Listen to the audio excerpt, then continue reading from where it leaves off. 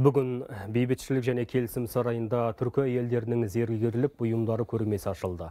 Жұртшылық назарына Назарбаев орталығының музей қорынан алынған 19 ғасырдағы ұлттық әшекей заттары ұсынылды. Көрмеге жүзік, шолпы, сырға, білезік секілді барлығы 70-тен астам зергерлік мұра қойылған. Одан бөлек көктем бояуын, ел нәзіктігі мен сұлулығын, салт дәстүр мен әдет ғұрыпты бейнелеген туындыларды да осы жерден тамашалауға болады. Көрменің ашылу салтанатына үкімет мүшелері, қоғамдық ұйымдар мен діни бірлестік өкілдері, шетелдік дипломаттар қатысты.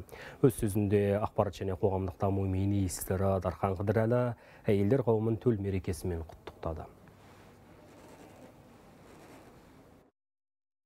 Әйел сұлулықтың символы, әдеміліктің рәмізі, сондықтан біздегі әдемі әшекейлердің барлығы зергерлік өнер негізінен әйелдермен, аналармен, қыздармен байланысты.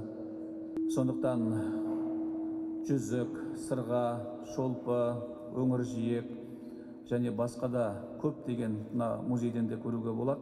Әшекейлерді біздің халқымыз осы қыздарға, аналарға арнап жасаған.